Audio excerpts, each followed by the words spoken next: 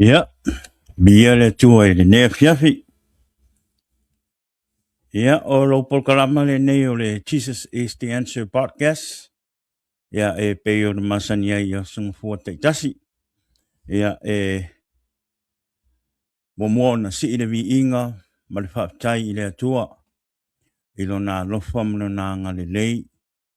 Ja, i le ola ma le malosi o lo tātou mau pēr. Whaptai fo i le atua, ilo na puipuinga ia tātou le nei aso.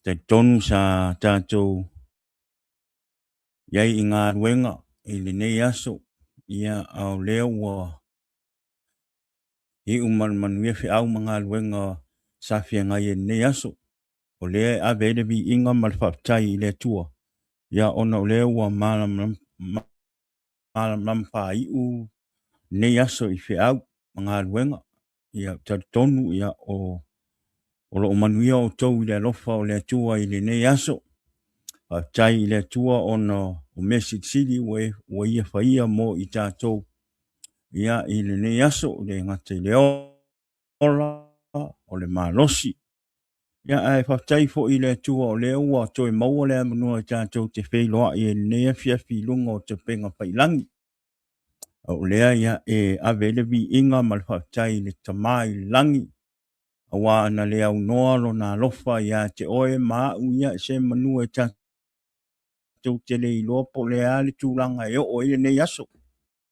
Ai whaftai i le tua ia o lea ua tātou whei loa i le nei fiafi i lumo nuu ai le o tua nuu.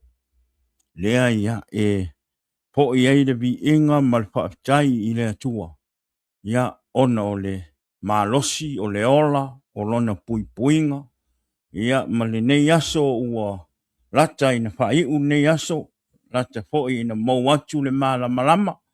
Ia o le apungia i le pōngisa le nea. O le ia fo'i eile vi inga ma le whaatai maurunga i le atua. Ia i le nea so. Ia o te whaatalofa atu le nea fiafi. Ia i lunga o le tātou porkalama o le Jesus is the Answer podcast. I le nea fiafi. Ia mua ona o whaatai ma whaatalofa i le nea fiafi. Ia i whio i o tala lei. I sunga i whawhia ngainga. Ia ma o tau whale tua i le nea fiafi. Whaatai ma whaatalofa atu porkalama ia te o tau. Ona o ngā luenga whainga tā ma le whita o lo o tau whia ngai ai. E ana le tau singa o le lafu mā moe o le tua wai tari tonu e le whaingo whia la o tau ngā luenga. E teimi e tau whainga tā ma whaalongo tā ai mā moe. E teimi e mā moe e whaingani pe e tau whaalongo kā whaingani whaima oso so i whapore pā. Ia whaamalo ma whaapitai atu pokalama whaatalo whaatu pokalama ia te o tau le nea fiafi ma lo lava le o sa i ngā luenga le atua ia tari tonu ia o loo manuia o tau i le alofa ma le anga lei o le atua whaapitai la o tau no fotatalo le ngata i lea whaapeo le upu o le atua o loo tau launga ina pea i lea sa ma lea sa o lea ia whaatalo whaatuai pokalama i le nea fiafi i la o tau sunga i whawhia ngainga mo o tau wharitua. Ia o te whaatalofa tu fo i le nea fiafi i si au ta mawha lea nganga. Ia i le sunga i whawhia ngainga tau le langi. Ia wasli i sa take. Ia maisel wharitua ia tau wā i le nea fiafi. Whaatalofa atu pokalama ia te urua na i o mātua whalea nganga. Whaataila o rua nofo te talo a wā ni tātou pokalama. Ia ele ngata i lea ia o la urua tapua inga. Ia a o walo atu. Ia tama naupo o lo nei fo i tangata. Ia whaasoa le upo le atua i lunga o te penga whailangi. O le whaataitele lava ia te o rua. Na ia o mātua la o rua nofo te talo mo au ai maisel por kalama. Ia ele ngata fo i lea ia o le tātou paso le tātou por kalama. ia le tofine ia fina ia whatalofa atu tātou pokalama ia te oe tofine po le pasolo tātou pokalama ia i le nea fiafi ia tatonu o lo e mai moa mai lunga o tātou pokalama pamanui tele le atua ia te oe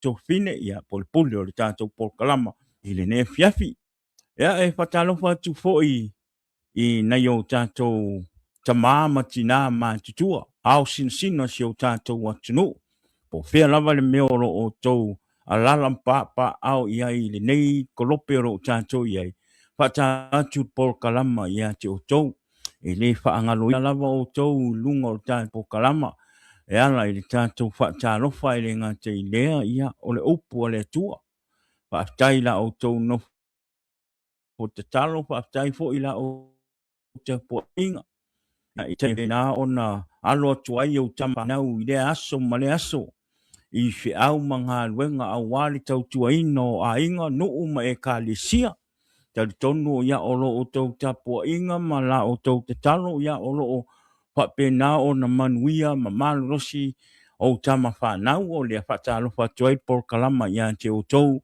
ia i le nea fiafi ia i lunga o le tātou por kalama whamanui tele lava le atua ia te o tau talo i le atua ina ia whape na maua pe o tou le ola ma le malosi a le ngate leo lon wha malolonga ia te o tou o lea ia wha talo whatu por kalama i le nea fiafi ia te o tou i le nea fiafi leo na sau leo sa u wha talo wha i nea fiafi ia i o tātou a inga o ma e masangi lungo o le tātou por kalama wha talo whatu por kalama ia te o tou i le nea fiafi ma lo lamba le on sai ma lo fo ile tau tai ne ya so fi au manga luenga ya fatalo fa tu po kalama ya te o tou lo i ta tonu ya o lo manuia o mo tou le lo fa ma le anga le o le tua fa tai ma fatalo fa tu ai ta tu po kalama ya ono la o tou fi so swani ya e ala i le sharing o le ta tu po kalama i lungo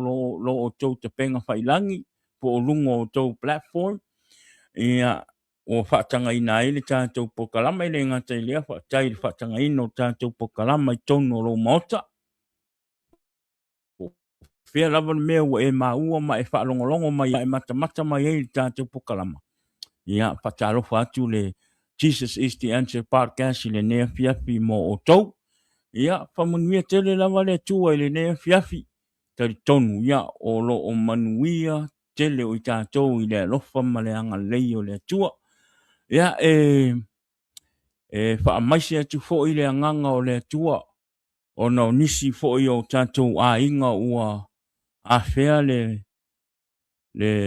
bala au pa ia le tua i tonu o tātou a inga fa maisi atu le nganga pa ia o le tua ina ia fa pena ona i eilon fa ma pananga ia on au pa ia le tua i tari tonu le nganga ia ua fa pena ona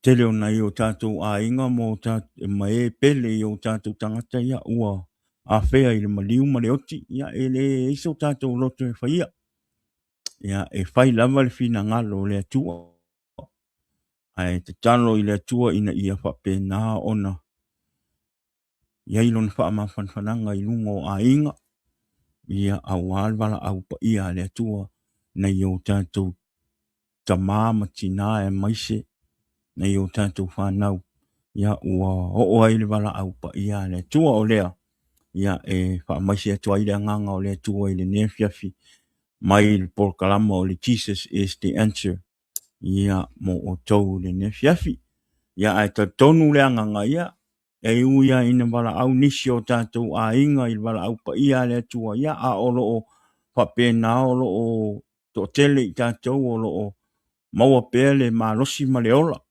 talo pe i le tua ia ina ia whape na ona maua pe le ma losi a le tino ma le mahofau ia whape le nganga. Amen. O le ia whatalo whatuai le por kalama.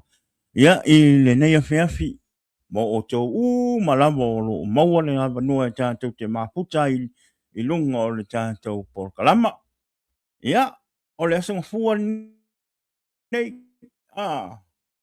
ia o le asanga fua nei, o le aso fo i wa uma o na whaatūranga, whaapitoa e whapena o na whai e tātou por kalama, ia whaptai i le tua, ia o leo o te tātou whenua i nea fiafi, ia i lunga o te penga whailangi a wale upu o le tua, ia o le nei por kalama e le o se por kalama whasala wengi news manisi tūranga, o le nei por kalama ia o le por kalama whaaleanganga, e tā lai ma tātou tāla noa i le lei ma le alofa o le atua, e le ngata o le alofa ma le lei o le atua. Ia au ngā fo i ngale e whaamalosia i o tātou ora whaaleanganga ma ia tātou tū mau pēa i le atua. Amen. O le nei por kalama ia tele ina ia tele ina whasoa i le upu ma le finangalo o le atua. I lunga o le nei por kalama e au ngā e whaamalosia i o tātou ora whaaleanganga. Tad tonu ia o leo fatua a atu le sa tātou tāpua i le atua. Ma tātou whaalongolongo i le upu o le atua. A o la unga ina i susunga i whawhiangainga. But that doesn't mean o le tātou whaalongo ai pēr i le upu o le atua i le nei aso po tae ao po o aso nei vai aso. E re o na o le aso sa tātou te whaalongo i le upu o le atua. Wai e aisi tangata e o i le lotu le aso sa. Anga le o ai le whaalongo le upo le atua. E male loko e o mai ai le i lopo le ale maku o le launga. Po le ale au ku o le launga. Amen. So e le ala se winga e alu e le lotu. E sau hoi la e le nea fiafi e te whalongo longo ma e tātou ma tātou tata o e o le atua i lotu neola.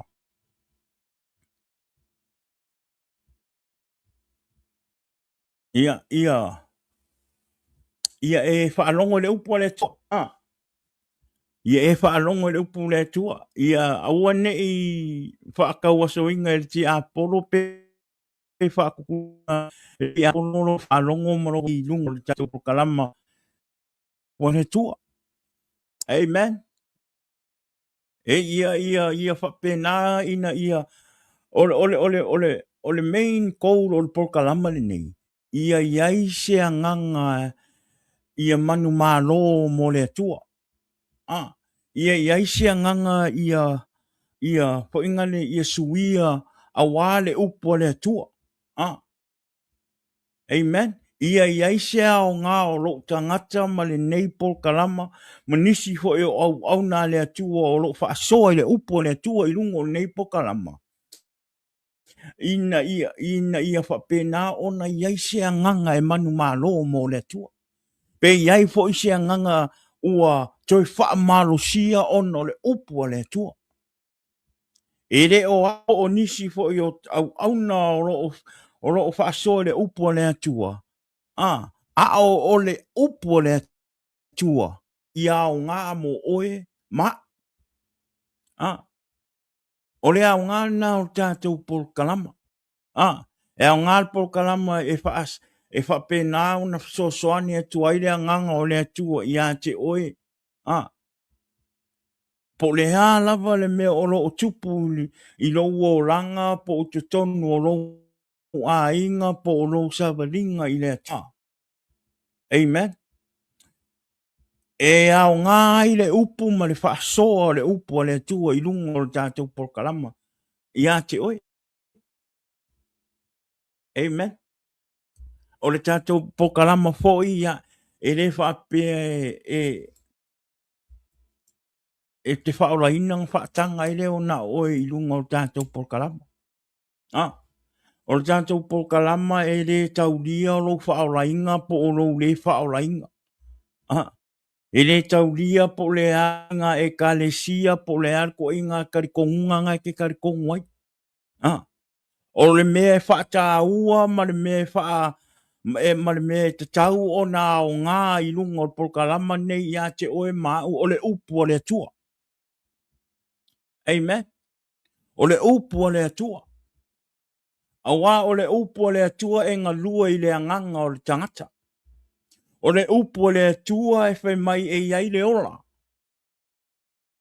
Amen. So po le ala lo tātou taritonunga mo tātou po le hafo i le senga o e kalesi o lo tātou toroto e le whātua uaina. Amen. A ia whātua uaina ia i tātou le upu o le atua. Amen. O le upu o le atua e te tau o na tātou talia i o tātou loto mo tātou tangata mo tātou oranga. Ma ia te tau fo ia i tātou o na tātou sāwa wali le upu o le atua. E le au ngā le tātou whaalongolongo i le upu o le atua, i le aso sā, ma le aso i lunga le tātou polkalama. Ai e te le savali ma e te le talia i lo roto. E te sau fo i la e te mata ma e to e alu e le e iaise mea e te maua mai le upu o le atua. Ona o le naere o e talia lo lo tangata upo le tua i lo loto ma lo finanga. E tā ua ia i tātou o na whaalongo ma talia le upo le tua. Not just to hear the word of God, but not accepted in your heart. Amen. We must to hear the word of God and accept the word of God in your life and in your heart. Ma ia tātou sāwa wali le upu o le atua. Amen. O le au ngangi ngā o le tātou kalama. Ma o tātou polkalama fo i e le whailoa tu ai po ai le lotu o sao, o ai le lotu e se, o ai le tātou, nope. O le polkalama nei, o whaingoa inga o le Jesus is the answer. O longo winga, ua na o Yesu e tātou te mau ai le tali ma le whire mu. A o tātou wala pe le nei lano rangi. Ua na o Yesu a tātou te mau ai le tali. Ere o au, ere o oe, ere o rau ainga, ere o rau e kalesia, ere o se whaala potopotonga, ere o se nuu. A o Yesu ke wiso. Amen. So e pule la oe. Amen. E pule oe i lau whirwhiringa. E le pule atu a upe pule atu polkalama i lau whirwhiringa. A le ngā luenga o polkalama nei, maro nei tangata manisi au na ale atua o lo o pe na o na whaasoa atu lunga o nei polkalama. O le toto i le fatu. Toto le fatu. Whaasusu le fatu. Whaailoa atu pēr Yesu ke wiso. Whaailoa atu pēr whina ngalo o le atua. Aia. Ai whaahola i le anganga pa i o le atua. Le fatu le i tutongo o lo loto, mo lo loto. Amen. O le mātou ngā luenga, o le whaailoa atu o le tala lei i a Yesu ke wiso. O le fesosoani atu i a te oe tūranga o lo e uia. I le ala mai le upu o le atua. Amen. Mi ia le tua i le nefiafi. O le tātou polkalama nā mo.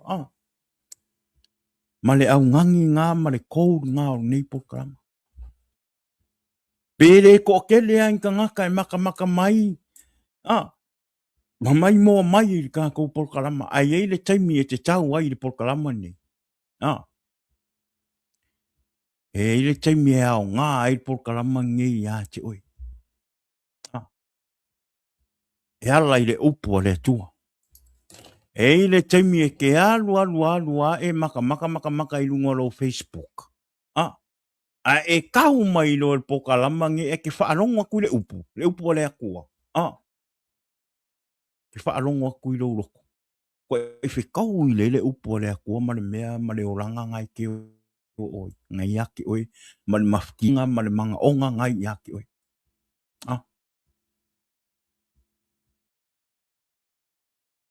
Amen.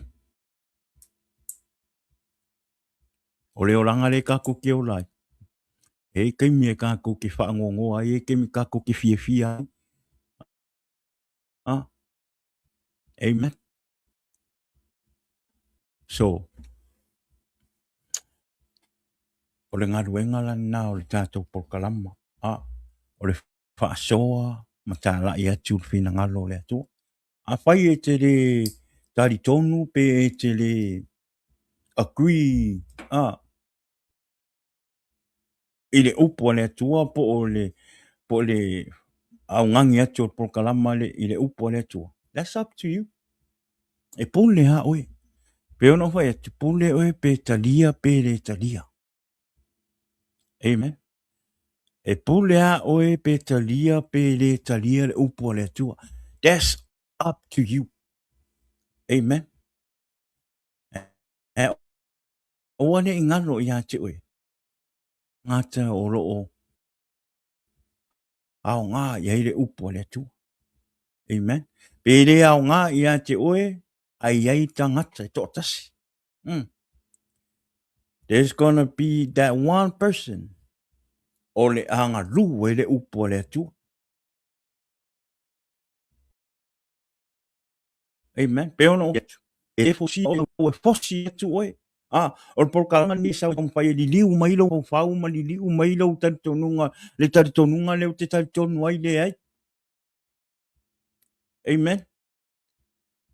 Pau o ale mea o le polkalama nei o le sau e whaaso atu le upo le atua. Ma tā lai atu Yesu ke viso. O le atua e tasi umai tātou ma tutusa umai tātou le malu o le atua. Peke loko sampli, peke loka iki, loko pope po le are ko inga i kalesia po le ko inga kapo inga ngai kapo ai. Ua na o le atua e tasi umai tātou. Amen. Po le are se senga o e ka. Ua na o le atua e tasi umai tātou i lalo ron sine whanga pa ia. So it doesn't matter.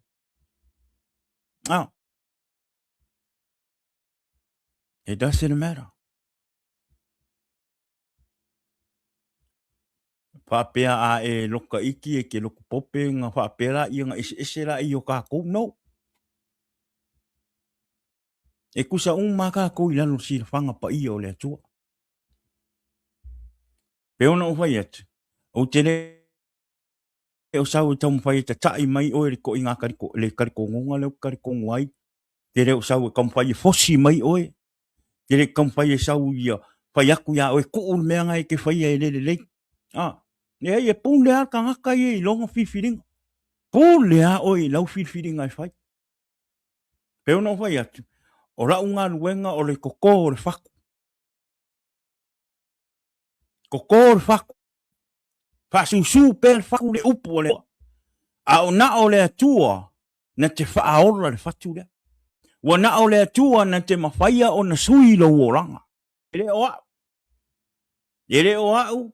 Ere o oe. Ere o lau whaife au. Ere o lau e kalesia. Ere o si kangaka o lo ngu upo kangaka o lo wainga. Wa na o le atua na te suia le oranga o kangaka. Amen. Mena, te whai atu, e pō le rawa oe i lau whiwhiringa. Pō le atangata ia malona, lana whiwhiringa i whai. Amen. O le maanga ia nā o le tātou pokalama. E le isau Yesu i lalo langi ne, i le lalo langi e whainga le, whainga le tāwha whao ma whaatasi ma tangata ami o tonu. No. Ngā sā wale a kua i le rarorangi ngei ina ia sui o langa o e o ro o maua i le angasala. Ngā sau le atua na sau Yesu ke viso i tangata angasala. Oi la u sau e kama fai sui oi. O ai o la u sau kama fai fosi o sui lo ola. Amen.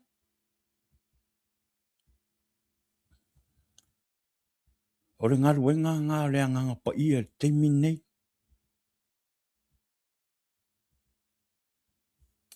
Amen. O le ngaru e ngā le nganga pa ia o le peso soani ia te oe. I le suingo o lo oranga. E awangi i ngaro ia i tātou. Amen. E re o se mea.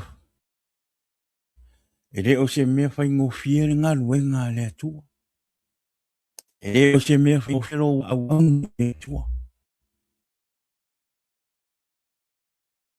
Amen. Le pepo ia tai lo tangata ave o tapola i le atua. Ma sui o tātou o langa tātou whapea ila. O le a le to iaini me te tupu i o tātou o langa. O le a le iaini whai ngatā. O le a le to iaini puapuanga. O le a le to iaini misanga. Ve singa o a inga. Ve singa o uso. O ve singa o whanau ma mātua. O nuu. E ka le sia. No. Amen. E kukupu a whaalave lave. E kukupu a misanga. E kupu a vese singa. E kukupu a. Amen.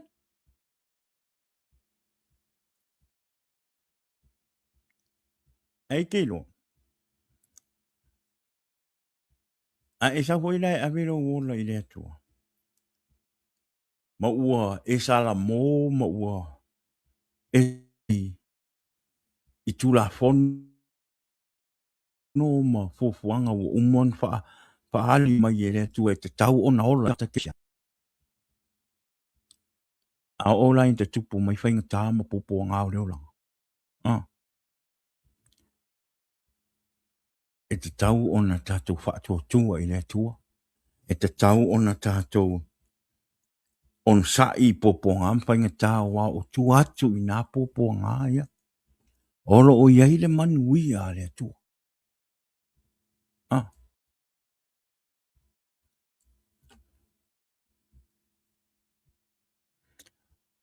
O le nesi nā mafoanga o te tele ai o tele ai o nisi o mwhai ma toi fo i tua i leo langa tuai.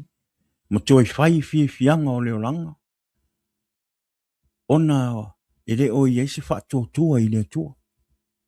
Le o iei se tari tonu i le atua. Amen.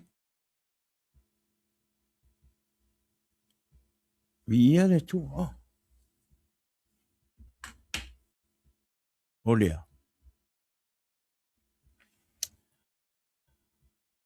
O lea nganga nā o kalama. Amen. E o fo i lau nei tangata. O lea fo i o te tau mawhai au ia whapa o maupea i le atua. Te leo teimi o leo teimi e ui ai whainga tā o leo la. I o te ui ia pōpua ngā ma tī ngā o leo langa. Amen. E teimi. E hoi teimi te tupu ai mei te tono o lo a inga. Amen. A olo u ora whātua tua i le tua ma o te talo pē i le tua. O lea o te marosi ai. Ma le upu le tua. Ma lo uolanga lue i ngā luenga le tua. Lea o te marosi ai pēr. Po le ala le tele o pōpua ngā mawhainga tā o leo te uia i le aso ma le aso. O te tatalo ai i le tua. Ina ia whapena o na sosoani meilo na nganga i atea. Ina ia o whapena o na o whaalango lango i le nganga pa ia o le atua. Ma o whaatua tua i le atua. E o mai ai lo o pe sosoani. O le ngaru, ole kaua leo tātou iai o kaua wha le anganga. So e mo o mia lo wha alango i le anganga pa ia o le akua. E mo o mia lo wha alango i le atua. Aua te whaia i lau manosi. Aua ne e whaia i lau manosi. Lo wola au na i le atua. Aua a e wha alango i lau manosi i lau wola au na i le atua. E le taimi e te vai ai. E le taimi e te vai ai pe a e wha alango i lau manosi ma lau poto ma lau atamai. E le taimi e te vai ai. O le whaingo fia fo ile nā ona e pa u. Ono ua e whaia i lau malosi. E au noa ma lau alango i le anganga i o le atu. Amen. Koe maile. Tatou tuswai au. Tatou whaasoa. Maua maile keri nito. Mua keri nito e sulima whaipo e lima sulmalbat. Mua keri nito. Sulima whaipo e lima sulmalbat. Koe mai ole nei. O uso pele. I o tautu mau malele whaanga e tia. I alu lo o tau wha marosi i le ngā luenga le ali. Malele au noa ina ua o tau ilo. I le se mea wha le au ngalo o tau tautigā i le ali. Amen. Pe mai o le nei. O uso pele ia o tau tu mau malele whaanga e tia. I alu lo o tau wha marosi i le ngā luenga le ali. Malele au noa. Ina ua o tau iloa, i leo se mea whaale au ngalo o tau tautigā i le li. Amen. Hoi mai le upo le atua i le ne fiafi. I leo se mea whaale au ngalo tātou tautigā i le ngā luenga le atua. O le alo wala awina, o le ale whao ngā inga i le atua o lau o langa i le ngā luenga le atua. Aua ne ingalo i ate oe whai mai le tusi whai tau o le tātou upu i le nei afiafi.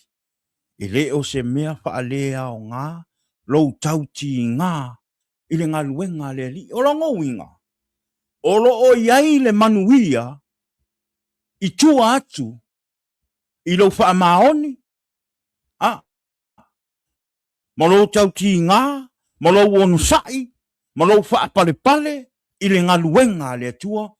Le ngatai lea, le walawina o le atua, i lau o langa. Amen. Ia e wha maoni, ma ia e whaia, ma le loto le lei, le ngā luenga, po le walawina ai oe le atua. Aisea, awa e le wha, awa e le wha, lea o ngā, wha lea o ngā, lo o tau tautigā i le li. O le ngā luenga le atua. E le whai ngofie le ngā luenga le atua. Amen. E le whai ngofie le ngā luenga le atua. E le taimi e sau e tātou te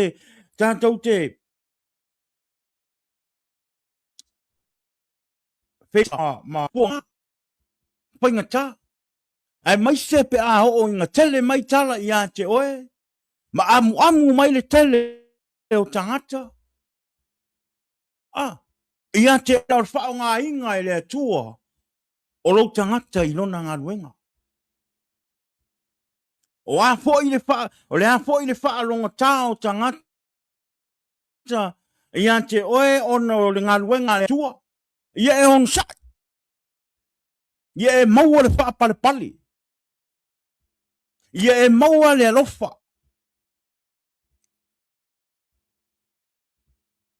A e wha vai. Ma e wha tala le. I le ngā luenga le atua. e te le maua se tau i le lei mai i le atua. Ma e tātou te le maua fo i le tau i mai i le atua, pe a whai e tātou te le whaatua tua, ma ono sa i le ngā luenga le atua.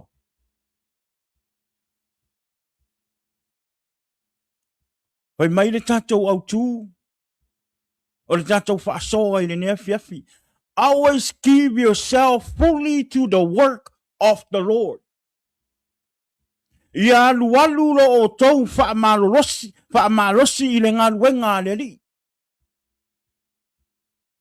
Amen. O a whainga tā le ngā luenga i a tātou whaamalosi. Ia tātou ngā lulue pēr i le ngā luenga le atua. Awane i o tātou whaavai. Keep working to do the work of God. Keep serving the Lord with all your heart and your soul. Isaiah. Because know that your labor in the Lord is not in vain. Amen. Yo oi lo ngā luenga. Amen. Ava ai mai le pule o lo ngā luenga e te whaamaoni, e te ongosai, e te le whaavai. E te ko anga i ngā luenga. E whaamanuia pule i a te oe, pe whaamanuia ngā luenga i a te oe. Aisea, ona o lo whaamaoni i ngā luenga. Ona o lo whaamaoni le tūranga o lo tō whia i oe, e te ngalue hei te tono o lea ngā luenga, ma lea ngā luenga. Amen. So stangata e le whaamaoni, po stangata e whaatala le ilona ngā luenga e whai. Ele mau ai se manguia. Po le a se me e ke whaia, ai ele whaamahongi ai. E ke whiu e whai ele mau ai se manguia. Ele fua mai ni fua le lei. Ai sea, onga e ke leo le, onga o ke, e ke leo whaamahongi. I lau ngā luenga, po o se mea ngai kam whai. Amen. Ia awange i lusi lau tautigā. Amen. Ia awange i lusi lau tautigā. Le winga o lau tara. Ia alu lau tautigā. I le ngā luenga le atua. Amen. Ia alu lau malosi. Ma lau atoa. Ma lau whaamaoni. I le whainga o le ngā luenga le atua. Mea o le anganga. Amen. E te tau o na tātou whaamalolosi ma whaia mea whaaleanganga. Ia halu malosi o tātou o tātou malosi ni ngā luenga le atua. Aere o mea o le tino. Amen. Aua ne i alu wale o tātou malosi i mea o le tino. Ai ia whape nā o na alu lo tātou malosi. Awale ngā luenga le atua. Awalo wola au auna i le atua. Amen. Le ai o tere o whai atu e le anga le alu lo malosi i mea o le tino. No. O le winga o le whamtalanga. Ia awane i alu atoa lo malosi i mea o le tino, ma mea o le olanga nei. Ai vai pela i titi lo malosi e alu i mea o le atua. Mea whaale anganga. Amen. Tele nao nisi tātoa.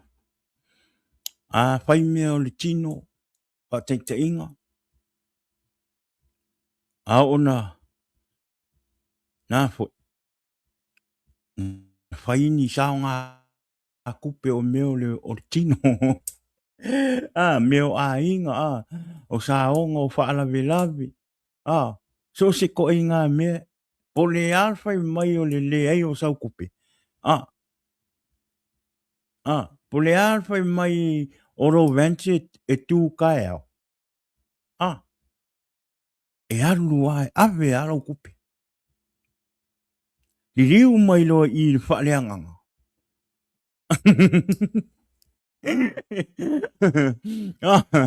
li liu mai lo i mea faaleanga toni e fai aku saunga kupe fai ringa luenga le kua fai aku saunga kupe e fo inga le fai e sike o kuse o le fai fe au po e fai e ringa luenga le atua pe whaakau i se mea ai o fai fe au pe fai so soangi se a inga i tutono se e kalesia ma kwa e musua we e kau iloa maile e whakai ka inga le kau fai aku i alu lo tātou ma nosi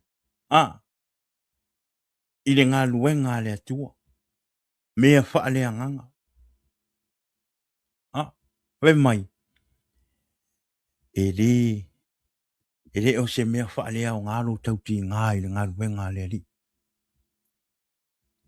amen ke lo o e a o ngā le lei ma e wha maongi ke kau kua i le ngā luenga le akua ma whaia ngā luenga le atua ke vaai oe i mea i fua o le tino e whaamanguia mai e le atua oe i mea o le tino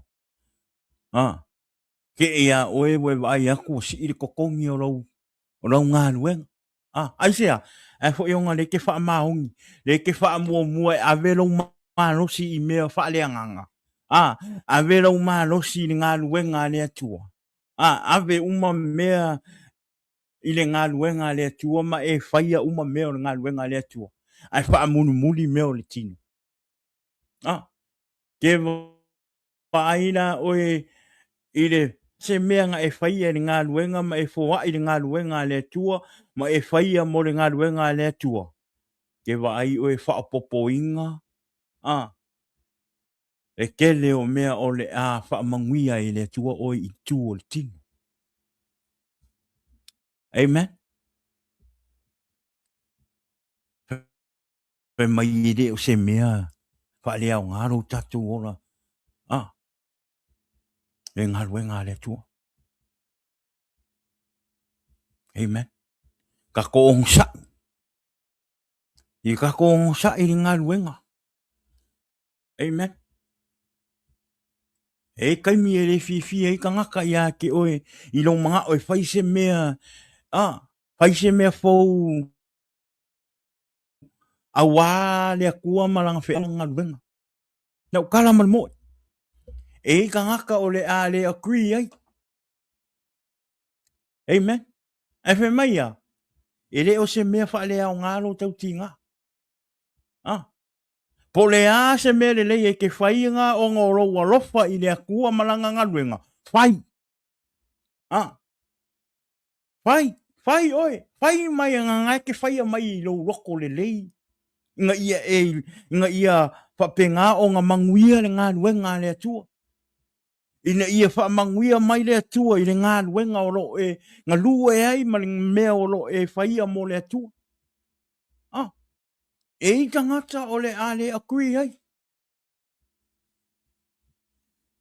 e kaimi e se kaimi sa e kau mawhai e fo ingane e whai se mea mo oe lava ia inga ia le lei e ma ia makango fia i lo ora au aunga i le akua ai e ka ngaka e le akui ai e se kaimi e kupo se me whapenga e oe ko kongo e ka le sia e kaimi ko kongo wenga le ka le sia kamo whai inga ia e whai se mea fau po se me le lei e ke loa e ao ngā mo le ngā luenga le atua e ei tangata i te tono o le ka le sia po kongo o mafutanga o le a le akui ai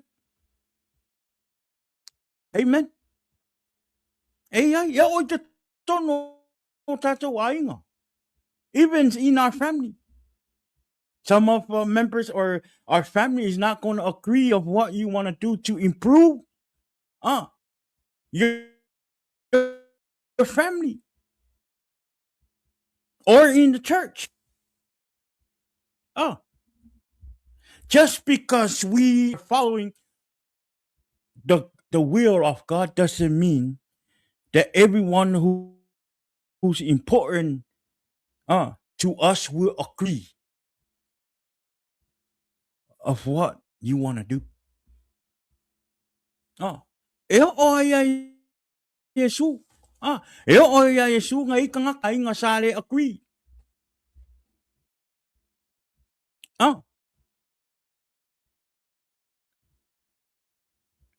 Waka ko mang kuar ke minga fo i mai Yesu mo nga uso o mai lungal manga mai nga mai da ia o fale o ko fai se tau ma tanga a wole ma fai o nga ua solo kanga. O solo kanga. Le kai mile nga o mai nga fai fa malolonga. Ma le kai mile nga ko i fo ai le. Le mai mai lunga le a fe lunga. Mai nga ualu Yesu o le fale o aku monga mai o aku kanga wa kumulia i ko kongo fale. Ai akala nga ai nga aku fai. Aku fai kanga. Mai o aku babau mai Yesu ma fai kanga ka fe me o le anga leu. Ai le ka konga le fai ka ma leko. Ma reko tolu fai polusfu. Ma lufu kasi. Na fe mai ua atu i la tau i le fale, o na toi poto mai le o motu o tangata. Fa mai ua le mawhai ai i la tau o na ai. O ai o Yesu mo na so. Ma le ainga. Fa mai la i le lufu kasi mai ua whaalongo ai lona ainga.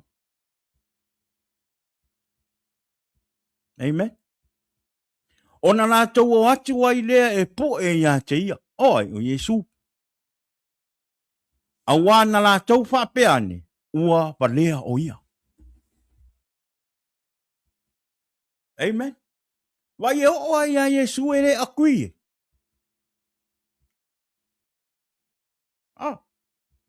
Nga whai mai la, if my Dan Jesus entered the house, and again a crowd gathered, so that he and his disciple were not even able to eat. When his family heard about this, they went to take charge of him. For they said he is out of his mind.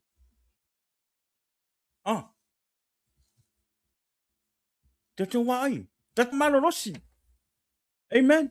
Tato wa malolosi nga wenga le tua. O fai ngata ia ma fai ngale ma fai ngata o le ngal wenga le tua.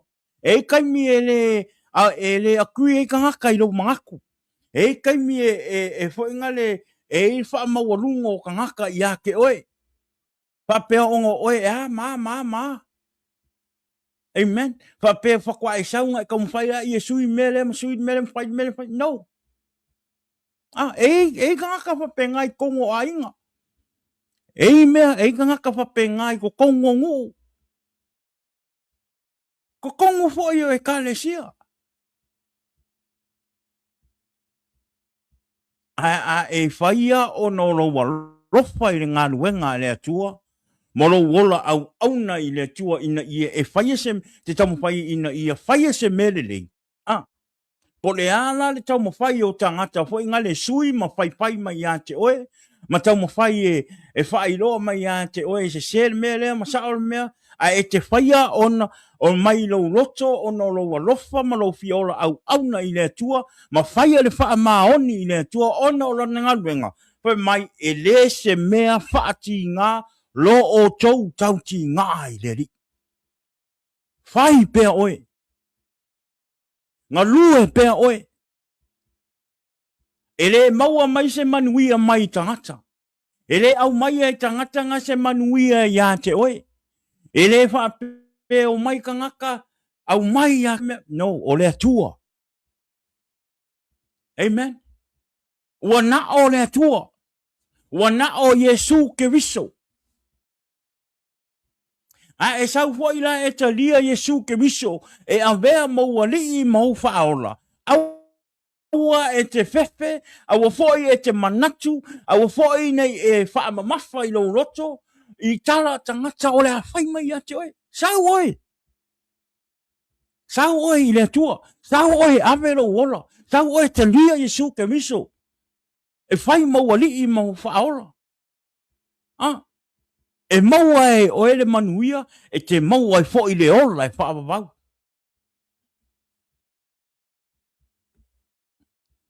Amen. E le o se mea tau ti ngālo tātou ora au auna I le tua. Ke iloa.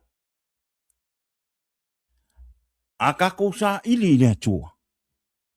E whaatasi mai le tua I a te oe ma. A tātou whaia le ngā luenga le tua. E whaamanuia mai le tua I a te oe ma. A tātou whaia le ngā luenga le tua, ma le alofa, ma le whaamauni. E whaamanuia mai le tua I a te oe ma. Ai a whai tātou te le sa ili I le tua, a whai fo I tātou te le ngā lulue ma le tua, e anu ese fo I le tua ma oe ma. Amen.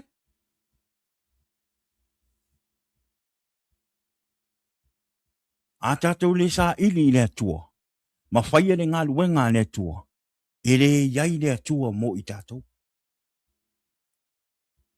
Amen. A o na tu ua e le tua tātou. Po le a fo I la le tele o tātou ngā luenga I whai. Ai a tātou le whaia ma le wha maoni. Ai ona o le whaia, ona o le waainga o le tangata. E aru ese le atua mai tātou. E mai mau a toa lau tātou wola ngā lue ngā luenga le atua. Pe a whai e tātou te whaia ona o le waainga o le tangata. Ona o le tātou whaia ona o le vivi inga mai tangata. E te whaia lo le ngā luenga le atua, ona o le waainga o le tangata, ma su e hei au vi inga. E alu ese le atua moe. Amen. Whi mairi ina ua maua ia. Ina ua alu le anganga o le atua ia asaria. Mankoho I asaria le atali o teta. Le ngā alu ia asa, ma yutaia ma penye, ma le nuo penye amina ma nuo ma au yuta. E ta ailoa tu ai. Le atua ma le fina ngalo le atua. Le ngalo atu asaria whai ia asa. Whai mai. Ia te o tau le ali. Pe a o tau ia te ia. A whai fo I tau te sa ili ia te ia. Tau te maua o ia. Ai a whai e tu ua o ia e o tau. E tu ua o tau e ia. Ngai sau le lua no fo I ngā tupu sulima whai upoe e lua.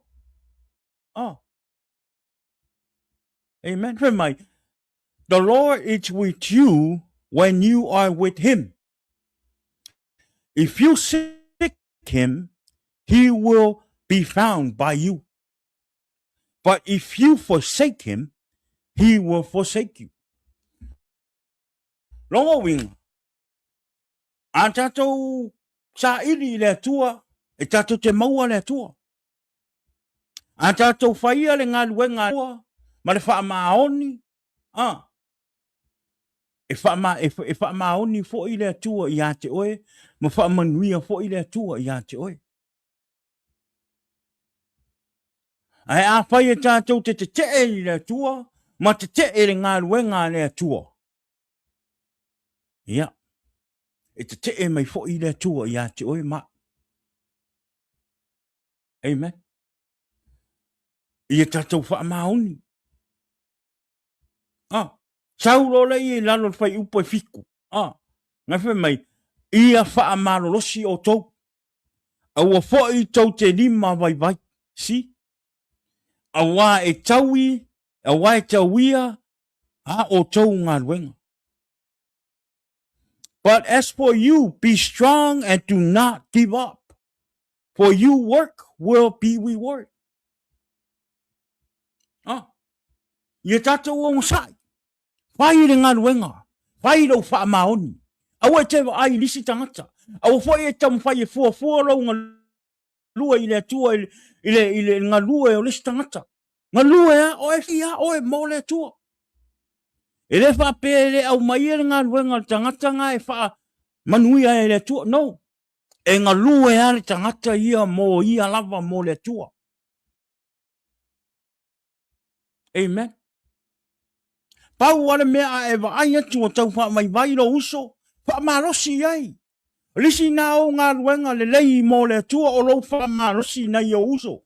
Na i o ainga. Na i o wō. O lo wha pena o lo wha vai pea. Nisi o ainga mo wō o lo wha pena. O lo o lei loa pea. Ma fia pea. Ma fia fianga o le nei o langa. O lisi na o ngā ruenga le lei mo le atua. O lo wanu te tā lai atu ma wha marosi atu na i au ainga. Na i au wō, na i au uso. O lo o mamau ma le atua. E te alu ai e te tā lai ai. Ma e wha ailoa ai walata le taimi o le atua. Walata le afio mai o Yesu Keriso. Te tau o na tō fianga. O le olanga. Ai o mai e talia Yesu. O mai e ave le ola i le atua. O mai e whai le ngā luenga le atua. Ua lata le taimi le atua. Lisi au ngā luenga le leina e whai mo oe. E pesoso ani. Ma wha manuia mai ai le atua i a te oe. E le o se mea tautigā. Raunga lue le ngā luenga le atua. Amen.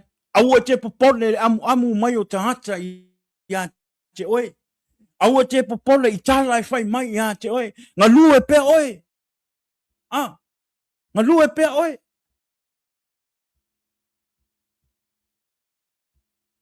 Amen. He mai Paulo te Salonia. Hoi mai. E le au noa o na mātou manatua i luma o le atua, lo tātou tama, lea, ia o tau ngā luenga, i le whaatotua ma le wha marosi, i le alofa, ma le tū mau pea i le wha moe, i lo tātou ali o Yesu Keriso.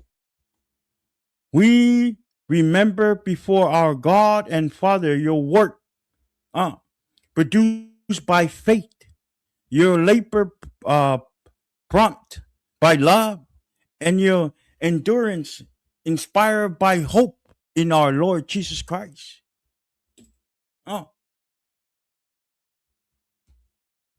E manatua e tangata oe i luma o le atua. Tangata o le ali, la tau te tatalo mo oe. Amen. O le a manatua oe tangata o loo whapena o loo ye li o lau whaoratanga. I o lātou tarosanga ina ia whapena o na e malosi pea, e te whaia le whina ngalo le atua, ma tā lai le whina ngalo le atua, ma ia whapena o na malosi lo roto, i le ngaluenga le atua.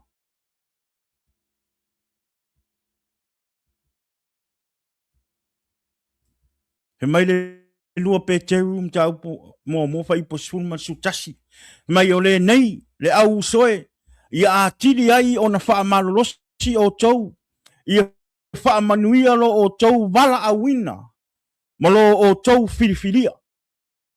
A wā pe a o tau whaia ia mea tau te le i u vale lava, sumantasi, a wā e wha pea, o na matua wha au fia ai lea o tau, i le ala o le malo e wha wabau lo tātou alii, o lo tātou wha aola lea o Yesu Keriso. Amen.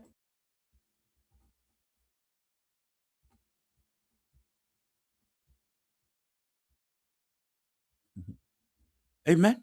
Pia le tua ile o se mea fa le nga inga no tato wola au na ile tua. Tato fa malolosi ma tato fa maoni lo tato wala awina. Always give yourself fully to the work of the Lord. Tato fa maoni. Ia walu lo tato fa malosi le nga luenga le tua. Amen. Tato fa malolosi. E sili atu lo tato e alo lo tato malosi. E au na ile atua ma fire fina ngano le atua. E ho e tato te maua ile manuia. Tato te sawa ile ola i whabau. Na olo le alo lo tato malosi. I mea le ao ngā, ma mea i uwale o le nei o langa. Ma fia fianga, ma matango fia o le nei lalolangi. E tato te hi uai le se oli ma le malaia. Amen.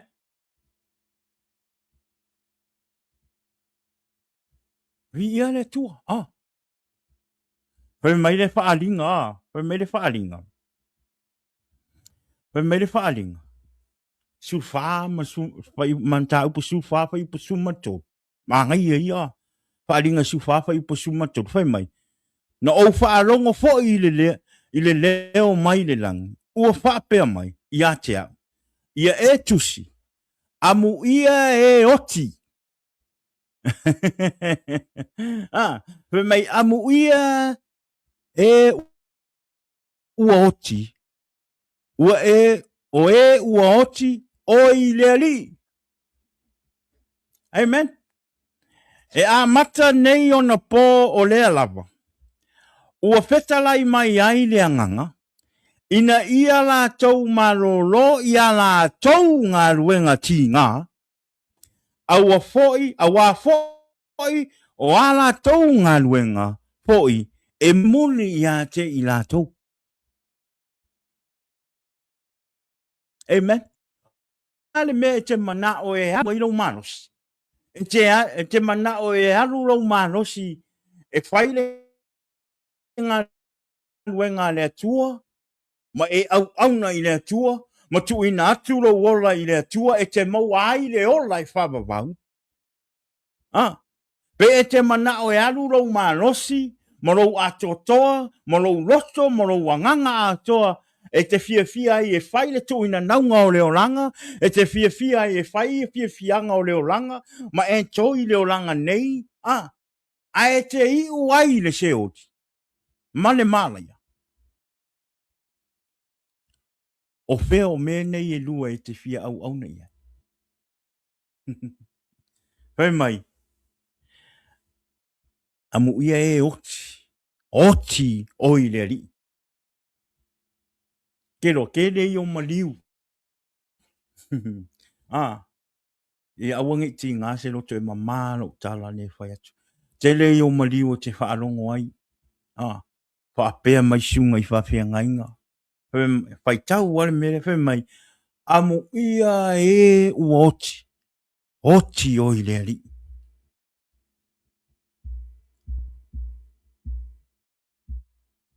O le fesiti.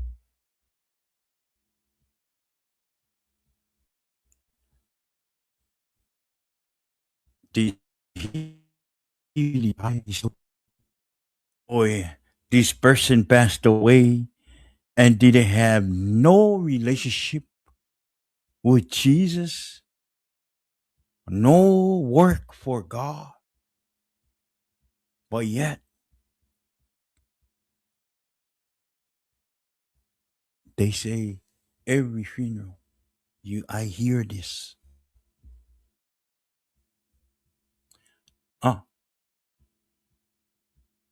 Ora fesi.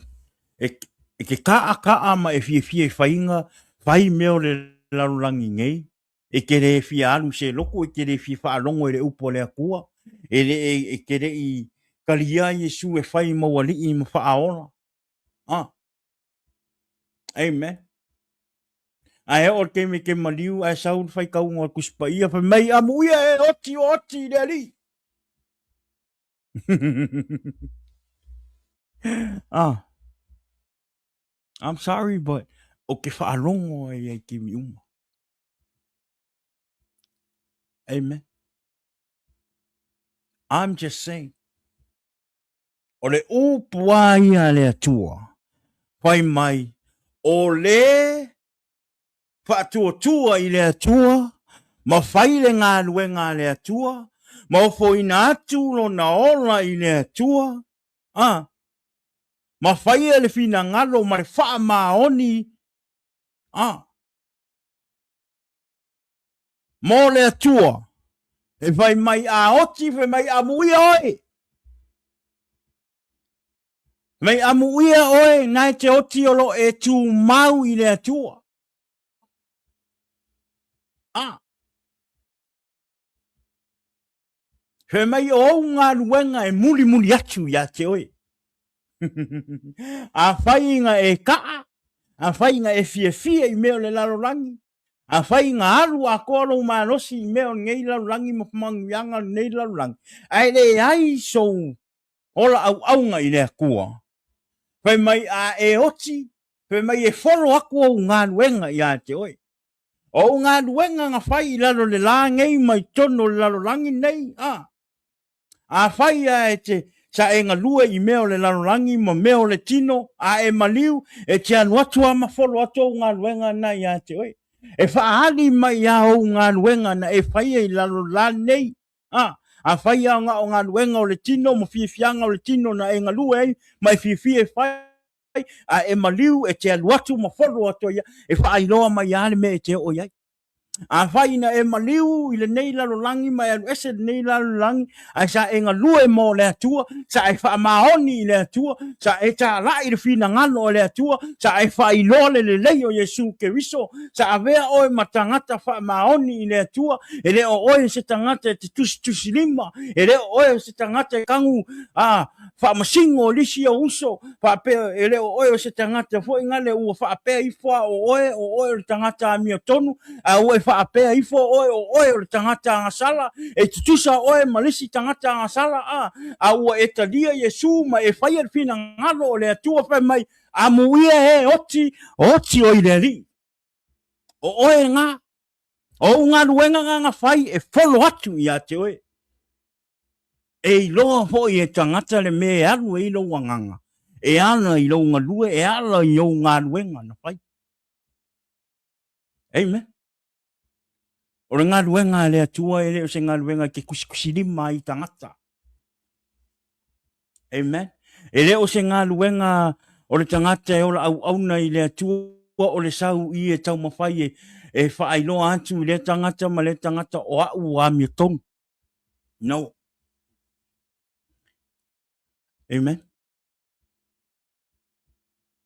E le o se ngā ruenga ngā tātou tangata. That's not. O le ngā ruenga ngā ki Apollo. I'm letting you know right now. Pe ke whaola inga. Pe ke loa le atua. A e whamasingo atu i tangata. Ma e kusi lima i kangaka. E mai mau a koa ar ka ko ngā ruenga. E mai maulo ngā ruenga o lo whaia mo le akua. Mea nau te whai atu i le nea fiafi. I'm not here to ke kauma whai inga ia. Whape ngaonga kusi aku le lima ia. Oe pe kauma whai whinga le whamasingo le o langa ngai ke o lai. Le ai. E pūle a oe i lo o langa.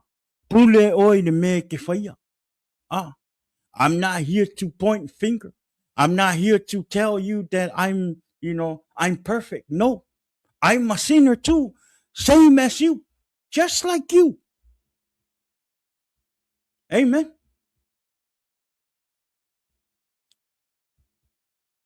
Same as you. A ola uola au ngai le kua malo uola ngau i le kua. O lea o ke malosi ai. O lea o ke kakalo i le kua inga ia. Whapengao nga wha malosi mai i lo kangaka malo uola au ngai le kua. Ale kala ale kusi a fai mai whaari. Fai mai o. Wa ia whaarongo i le leo. Fai mai le leo. Mai amu ia.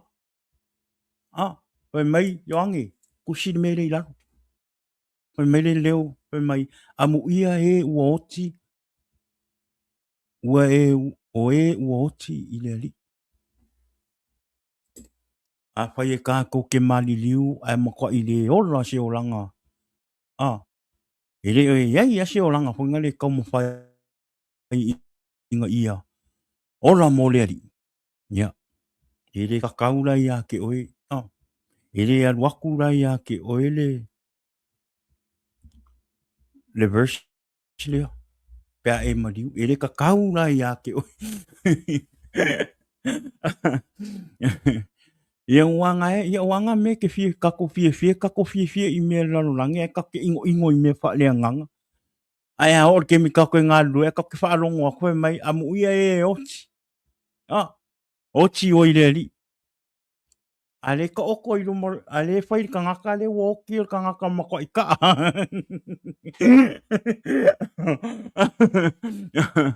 Amen. E au ngā le upo le atua. E whai ma koe whapupula i o kako maka, ma koe whapupula i o kako anganga. I le upo le akua. E whai ma sosoangi i kakau o ngā kako ora au ngai le akua ma le wha maongi. Awangi i o kako give up wawe ngā ruenga le akua. Marou wala awina. E kele a whainga kāo le olanga, kele whainga kāo ngā ruenga. Kele foi whainga kāo lo ola au ngai le akua. E o ai a Yesu ngā whao so ina ti apolo. Yesu ke viso le to le alo pele o le atua anga alua ia ki apolo. Ngā alua ia ki apolo e kau whao soso. Po le hafo i lana kako ora au ngai le akua. Awanga i whaapera a le koe sauki apolo ia e uso. Le ai. Po le alo walo e si ilunga o lima i le akua ma e kapua i le akua i le asa. E aluako arki apolo ia oe. Paulan mea kako ke whaia. E le lei ar sau arki apolo whaakumuinga kako i le nganga pa ia o le akua. Ma whaakumuinga o kako ora wha le nganga. Ua makukua, ua malolosi. Ma ua masoa o kako ora wha le nganga. I le kusipa, i le manga o le nganga pa ia o le akua. E kako ke mawhai ia ionga ke erki apolo. Ai a sau arki apolo le makoa i. Makoa i le ai ase. Ngari kako oa le loko ma kako vivi ai oki o kako ora wha leanga. Ai. Ngari sau arki apolo pingi oe uma ave oe. Sau ki apolo pingi oe ave oe. Amen. Kako wha amarolosi. Amen. Kako wha amarolosi ngā ruenga. Kako wha amarolosi wala awinga o le kako o langa. O tatou wha amarolosi nā ne fiafi. Hoi mai. Mele au tu o tatou wha amarolosi. I alu lo o tau wha amarolosi ngā ruenga le ali. Always give yourself fully to the work of the Lord. Hoi tatou tusi whai tau mua ke nito. Ta upo suma lima whai upo lima suma walu wha pea. O le nei o uso pele. I o tautu mau ma le wha nga e tia. I alu lo o tau wha amarolosi ni ngā ruenga le li. Ma le au noa. Ina ua o tau iloa. Ina i o tau iloa. E le se mea whaalea o ngā ing. Whaalea o ngā lo o tau ti ngā i ngā ruenga le li. E le se mea whaalea o ngā lo tātou ti ngā inga ngā ruenga le atua. E tau i o tātou ngā ruenga le atua. E whaamanuia mai le atua i ate oi i lo ora au auna. Ma lo on sai ni ngā ruenga. Amen. Ole ia, ole tātou whaamarosi nā mo oe maha ui le neia fiafi. Ia, a vea le upo le atua i le neia fiafi. Ia, e whaima whaamalusianga I lo wola au I le atua, ai le ngata ho I lea, o le ngā luenga le atua.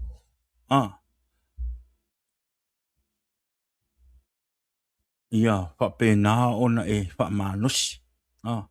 Ia vea le upu nea fiafi e whai malu tau I o tātou o langa. Amen. Ia whamanuia tele le atua I le nea fiafi.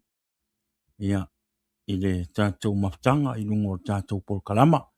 Ia whamolmole awane I ngalo share tātou polkalama. Subscribe le tātou YouTube channel. E le nea fiafi. Ia ai tarton. Ia o se upu mas whaamalosi na nea fiafi mai le fionga pa ia le atua. Mai le nganga pa ia o le atua. Ia e whai ma whaamalosi au I o tātou ola au auna. Ia I le atua o lea. Whamanuia tele le atua le nea fiafi. Ia manuia fo I le neiwa yaso. South Taimi, ia tui tātou whiroa ila I lungo tātou polkalama. Ia awane I ngalo, ia o le aso tofi, leisi aso o tātou polkalama. Talo atu o tātou ainga, wo mai masani o tātou polkalama. Ia manatua pēle nei polkalama ila outou talo. Ia whapenao na maua pēle malosi ma le ola. Ia e tautua I mo o tau I lungo te penga whailangi e ala I le upu o le atua. O lea ia whamanuia le atua I le nei pō, manuia fo I le nei vai aso I fi au mga ruenga I le ngā te leo tonu a inga. O lea ia whamanuia tele I tātou pōhamana Malea ngā tala uso I nea fia ia I lungo tātou polkalama. O lea ne po tātou I loa I le stofi pe a o tuai le ora malimana I o te pokamoa. This is the podcast. Whātu hoi le paso tātou ama o le tātou kalama fine ia fina ia I le nea fia fina ia manuia te o tai lo tapo inga I le ngā te lea lau te talo a wā tātou pokalama. Lea ia, we love you fina. In the name of Jesus, whamanuia tuho I le tua, malofa umatua mo tātou a inga, wo, e masani, e maise o tātou ta māma, nā mātua, ia, I lungo le nei pokalama, ne fia lea whamanuia le tua. Jesus